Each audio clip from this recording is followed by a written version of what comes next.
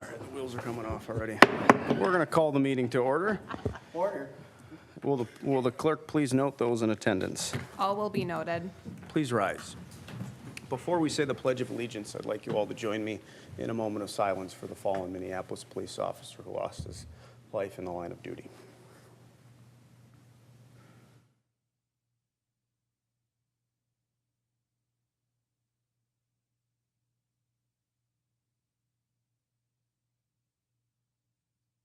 Thank you. Please join me in the Pledge of Allegiance.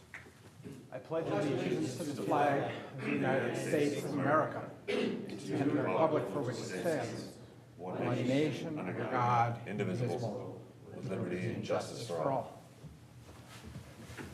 All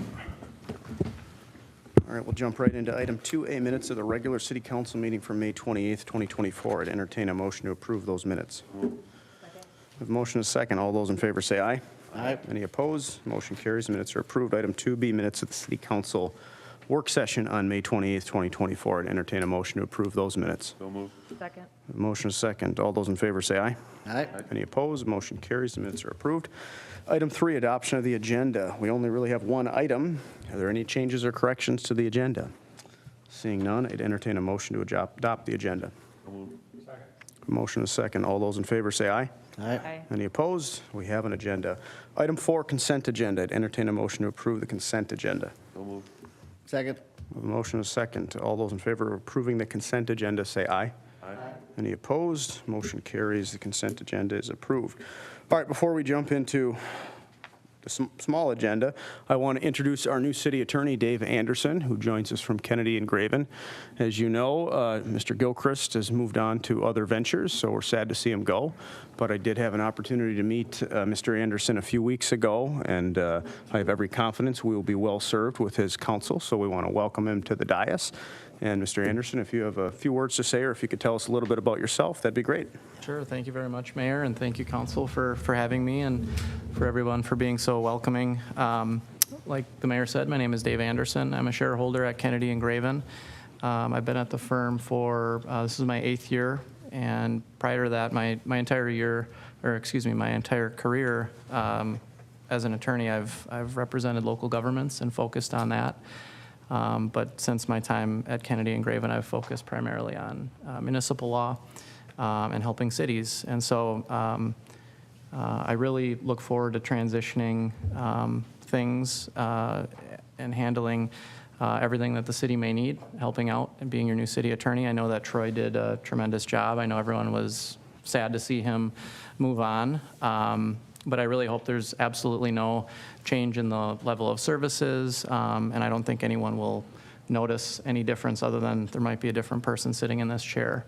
And so, again, I really look forward to it. I look forward to working with the council and with your very highly skilled staff. I've met many of them, and I've worked with actually many of them for a handful of years, just on different projects and things. As you know, our firm likes to sort of share work and delegate things to different attorneys, and so I have a very good understanding of the city and your staff. And again, I look forward to it, and if anyone ever needs anything or has questions for me, do not hesitate to reach out.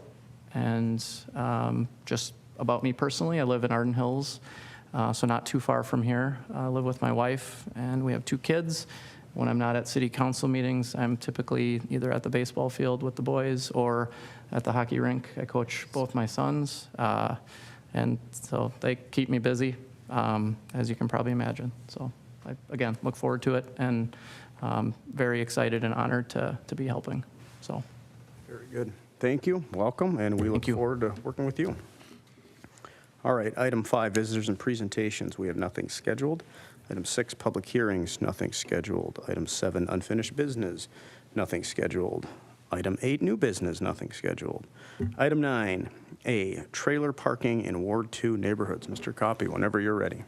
All right. Let me get to the mayor, members of the council. So in your packet tonight, we have request for the area to review the trailer parking and parking in the kind of the Ward 2 area east of Stewart Avenue that typically gets inundated with overflow boat trailer parking out of Matoska, especially during our busy summer weekends. Really a little bit of history. We put some of it in the memo, but in the early 2000s, it was recognized that, Matoska continues to be a popular place for launching boats and enjoying the lake. That's when trailer parking was initially kind of enacted, and it went through several revisions to try to perfect it, I'll call it. However, since that time, since I think 2005 was the last kind of amendment to the trailer parking and review of it, we've kind of been status quo since then, but since that time, the majority of that area has been reconstructed. We've got new streets in the area. We've gotten rid of the rural section, which we'll kind of get to a little bit in a moment, but so now they're all curb and gutter. They're, defined streets. They're nice and new. So what the urban section with the curb and gutter brings is back in the day when much of the trailer parking was initially reviewed is, as you know, you can kind of pull off the side of the street. We had a defined pavement width, but generally people kind of parked out on the boulevards, and it worked. So there weren't too many complaints, but now over the last number of years, and kind of has gotten worse and worse. Boat trailers continue to get bigger and bigger. Trucks continue to get bigger and bigger. So it really hampers. And again, and we should be proud of it. But we get a lot of use from our launch and our Memorial Beach, that whole Lake Avenue Trail. So we have a lot of parking on top of the boat trailer parking, not just the casual fishermen it was years and years ago. So. That said, what we did was we went out and we reviewed our plans, double-checked measurements out in the field. And you'll see on the map that was both in your packet handout as well as up on the screen tonight, that's what the roads were reconstructed as. You can see kind of 8th, 9th, and 8th, 9th, 10th, and 11th, so kind of the northern half of that area. Just due to some of the restrictions that were presented when those roads were reconstructed, where homes were located, what right-of-way we had, what amenities we wanted to put back in there, like 11th got a sidewalk on the south side. Those areas were reconstructed narrower than the area to the south. So if you look at 11th was reconstructed to 22 feet, 8th, 9th, and 10th were 24 feet. And then finally you get down to 7th, down to 4th Street, as well as all the north-south streets were reconstructed to 30 feet wide. So that being said, 24 feet wide is very difficult, and those are the safety and kind of circulation concerns mobility concerns that we received quite a bit over the last several seasons of cars, boat trailers parking on both sides. No one, it's like you pull up, you're in a hurry, you pull your boat trailer up, it's sticking way out in the street, it's 2 feet off the curb, and all of a sudden you can hardly get a car down the middle of the street, let alone an emergency vehicle, ambulance, fire truck, etc. So we requested, staff was requested to take a look at, the existing parking resolutions and what they said. We reviewed the signage, we reviewed, street widths, and really came up with some recommendations. And more so, I'm going to go to the kind of cut to the chase here. There are 4 streets that really stuck out to us that are creating the issues, and that's 8th, 9th, 10th, and 11th. I'll note one typo in the memo on page 2.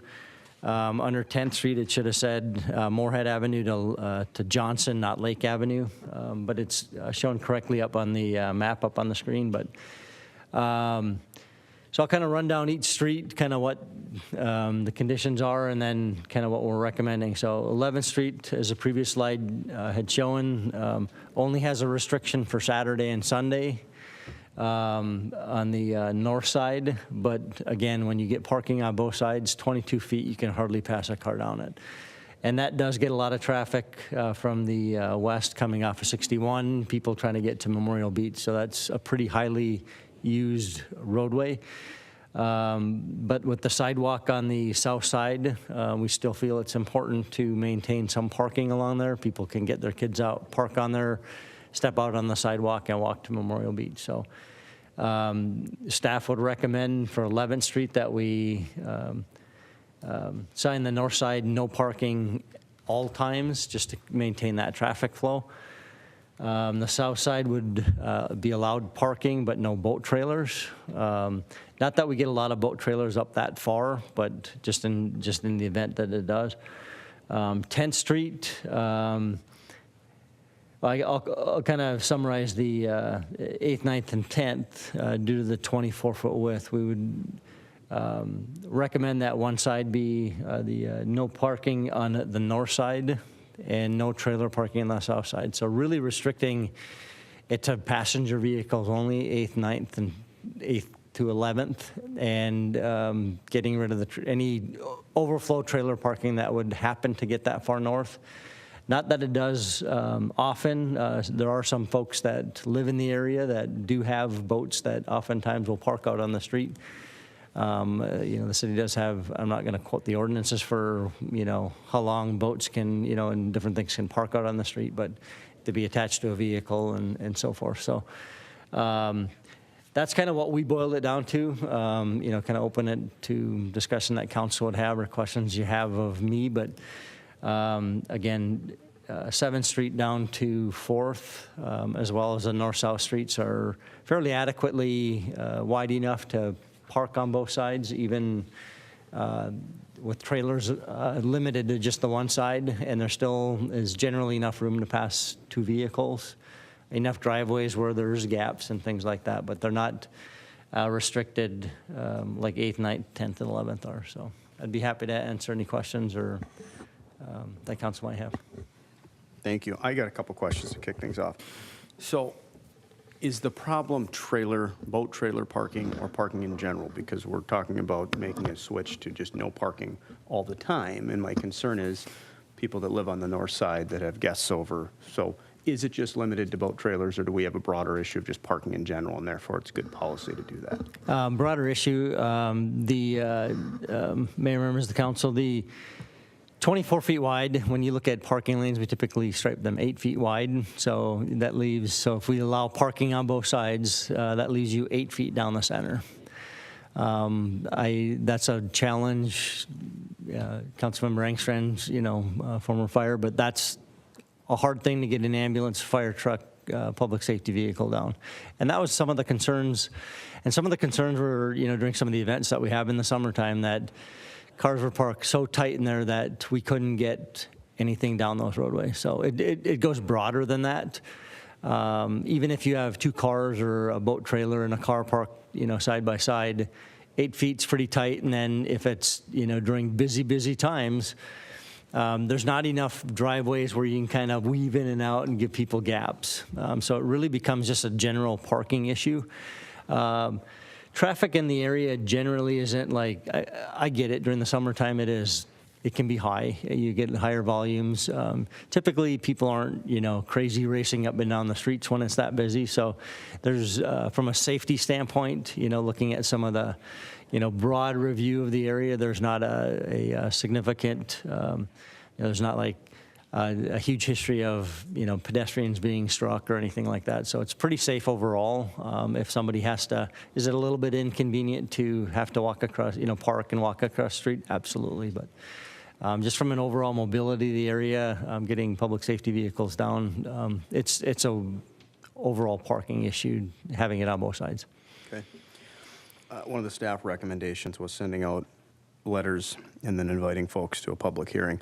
I'm all for that, and I would prefer to do that, but I'd like to talk a little bit about the logistics. Is it feasible to get letters out like this week so that people can actually join us for the next council meeting? My concern being it's already mid-June, and then if we kick the can down the road and we finally come to some resolution mid-July, the season's half over and we've got a month more of problems. So talk through the timeline of getting information out and actually getting signs made and installed. What's realistic? Mayor, members of the council, Ms. Crawford and I spoke about that a little bit last week as we're putting the memo together at, how it was presented. From a enforceability standpoint, council does have to, through resolution, adopt those no parking areas. From a manufacturing of the signs fairly quickly, typically within a week or two, we can get signs made and installed. Some of them obviously are stock signs. The no parking signs are, off the shelf type signs. We have to add any additional no trailer parking. We do have a few that we do have in stock at the city. We might have to have some additional ones made, but not too concerned with that. From actually having or inviting to a neighborhood meeting. Depends on what we want to call it. If it's a true public hearing, typically we give 10 days notice. It's not required under this setting. Typically we would advertise it as such from a standpoint of, or at least treat it like a public hearing so that we would put it in the paper and get that notice out. Typically we like to give at least 10 days notice to residents, so it's tight to get it to the next council meeting. From a logistics standpoint, again, not having to have it as a public hearing could be just hey, we're inviting you to come express your concerns at the next council meeting. Yeah, you could send out a letter tomorrow, but depends on how the council wants to present it from a public hearing versus just we're welcoming comment at the next council meeting. Okay. Well, just so the council knows where my head is, at a minimum, we have to do the more informal process to the extent we can have a formal public hearing. It's the Ward 2 neighborhood. If we've got a problem, I want to do this sooner rather than later, but I want to give folks a chance to voice their opinion. They're the ones that live there, so I want to hear from them. Those are my thoughts. Council, questions for Mr. Copy or discussion? Councilmember Walsh. Thank you, Mr. Mayor. So I guess my question is, where are the trailers coming from? Is this our dock or our launch, or is it the Ramsey County launch to the north? Is there enough parking for the Ramsey County parking lot north? Are they spilling out of that?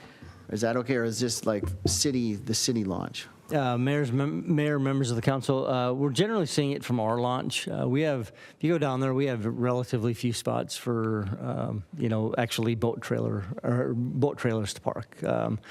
Comparatively, Ramsey County has many more spots, and we're not seeing it. We don't see it really widespread. Maybe on a super warm, popular Saturday afternoon, somebody might walk down the park, or launch at Ramsey County and find out there's not a parking spot and get into the neighborhoods. But we don't see it too widespread, kind of in the area that I've highlighted up on the screen. Most of it is people leaving, Matoska, going down Lake Avenue, getting in, they kind of just circulate around and find the closest spot to Matoska. So we don't see a lot of it. You'll see a few that will migrate up to 8th, 9th Street. A lot of it's just from convenience. Because if you look at, even during and I'm not here a ton on the weekends to observe a lot of this, but Moorhead and Johnson are wider streets. They have plenty of room, but people tend to want to, and I'm a boat owner, and I'll park as close as I can, have my truck parked, pointed in the right direction to get back to pick up my boat as easily, as quickly as possible. So some of it's out of convenience versus where they should be parking. So I don't know that we're really seeing that from Ramsey County. Two is I don't think that restricting this will, have trailers migrate elsewhere. Well, that's the question. I mean, it's sort of whack-a-mole. So if you cut off some parking up here, where are they going to go? So as long as we kind of have an understanding of where they're going to go and if there's room, then then we're doing it in a smart way. You know better than I do. Yeah, there are trailers out on 96. Are they allowed to be there? The trailers on 96 between like 11th and Ramsey County Park. Mayor, members of the council, it is not, from what I recall, signed no parking. It's a state highway, so that's under, Minnesota Department of Transportation and, but as long as it's signed no parking, there's not really a limit out there. But again, those, really busy days, some may overflow, but. Yeah, I don't know. In answer to your question, they're mostly coming out of Matoska, and they're all over. I mean, like you said, there's 10 parking spots down there, and if you look out, there's 300 boats on the lake, and where they'll come from, Yep. not all tallies. I think, just briefly, I think it looks great, and I'd love to get this to the public as soon as possible and find out what they think. I'm sure it's going to be a nuisance for some people to have, not be able to park, especially 10th Street. There's a bunch of houses on there, and, we've blocked off a ton of their parking, but at the same time, I get a lot of complaints from that particular area. People can't even get out of their driveways, so I'd like to give them something as soon as possible to talk about. Mayor, Council, Mr. Copy, should we also look just north of what this map is included? Is that Moorhead that is connected to 11th? I mean, to Councilmember Hughes's point, is there more north that we should be looking at, including 96? 11th is the end of it before you get to 96. Okay, well, that little north-south stretch, I think that was Moorhead, but Oh, It does go up all the way to 96, right? yeah, that little block. I'm not exactly sure how long that even is, right in front of the dentist's office there. I just, one. Yeah, if we're we can- looking at it, should we expand the we map a can look little at that as bit? well. Councilmember Edberg. Thank you, Mayor. So I'm rolling this around in my head, and I don't have a response, but it's like, what is the city's interest in ensuring that there is adequate parking? The lake is a big lake. There are multiple municipalities, not all of which have boat launching facilities. To what extent is it in our interest to try and make it easier / convenient / reasonable to park trailers and boats and encourage the use of the lake with the city of White Bear Lake access as opposed to somebody else's access? And is there any ramification of that that's worth thinking about?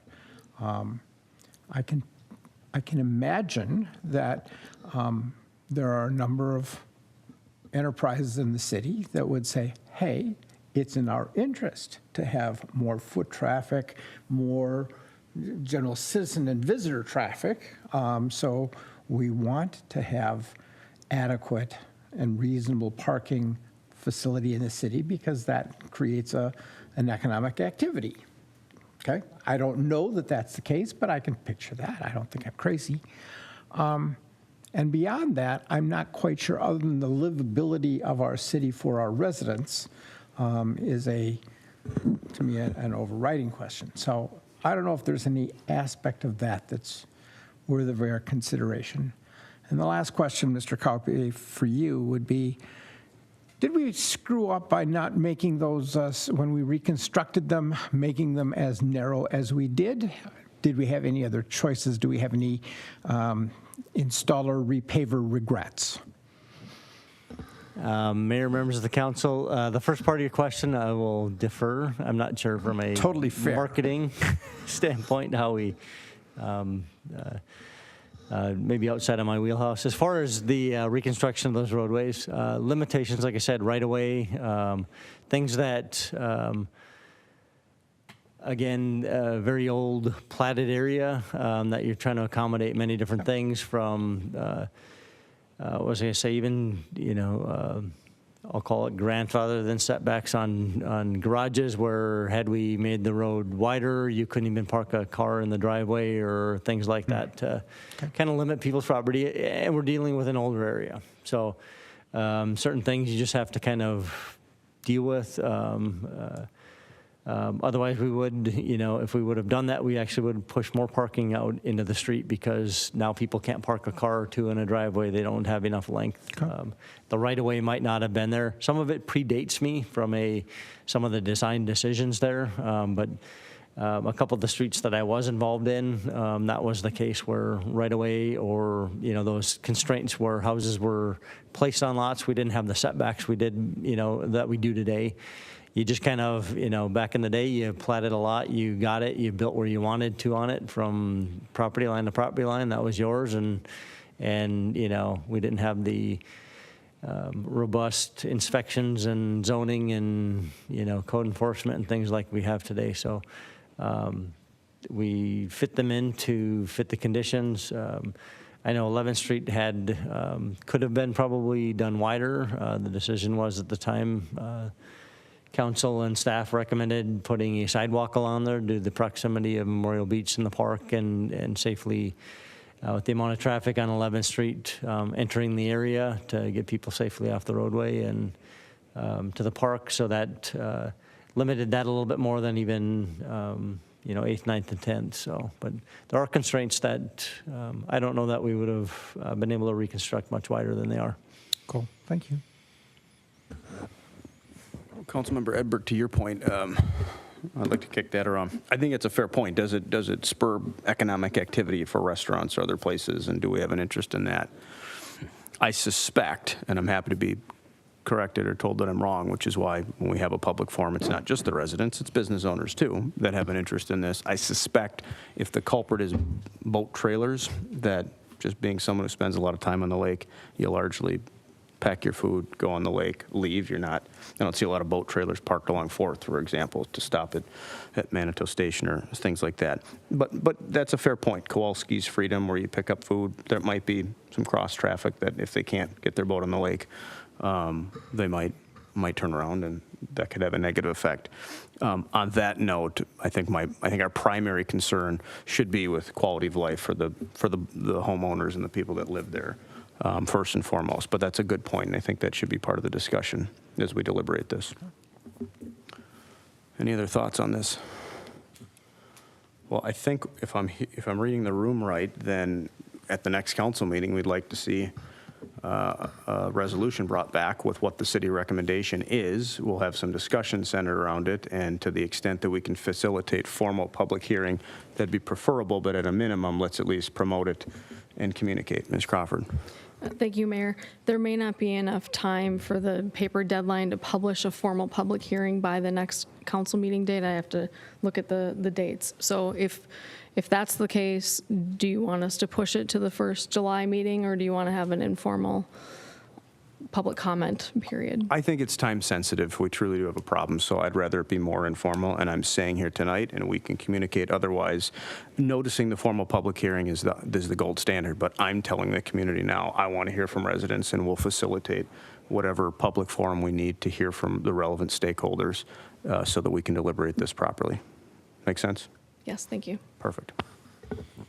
Mr. Copy. Mayor, members of the council, just to, one last question for you is if you have a preference as far as the extent of the notice that we sent out, if we send it just to those that are adjacent to or on the streets that would be affected by any changes, or would you like it sent to kind of the overall area? And I'll go back one slide, kind of the overall area east of Stewart Avenue. If you have a preference, either way, we can facilitate that as well.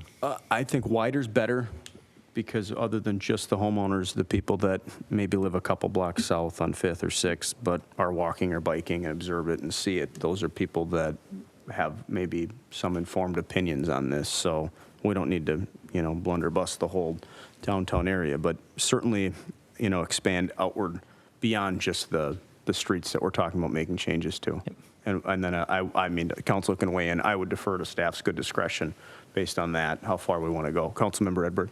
Would we also want to make outreach to the chamber and to the Main Street Association for any possible business impacts? Just awareness.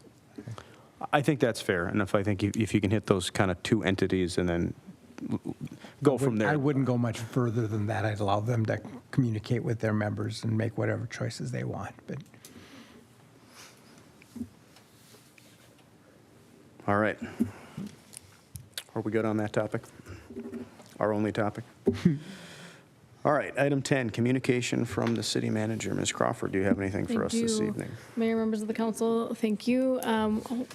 My notes are in there, sorry. We have some upcoming events. Manitou Days begins this Thursday, the 13th, with Market Fest at 6 p.m.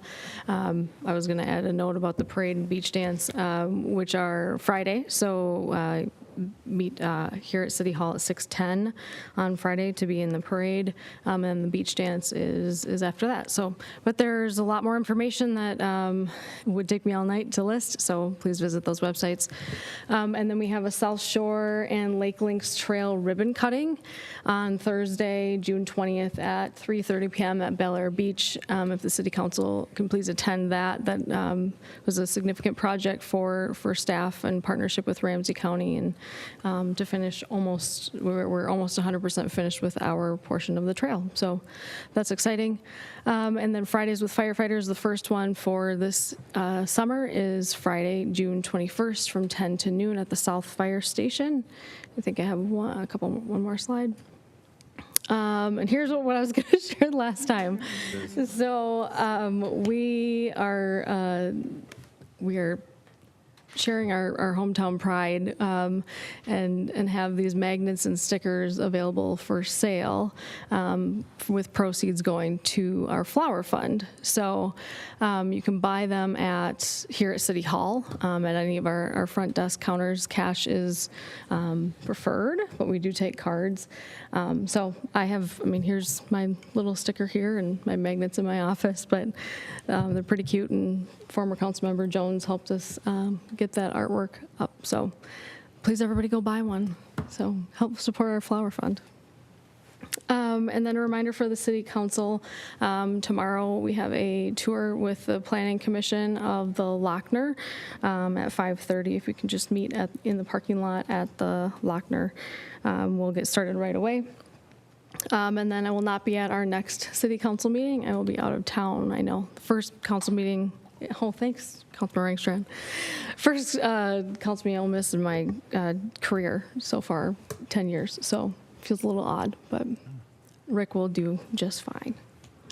Thank you. Very good, thank you. Do we have any questions or comments from Ms. Crawford?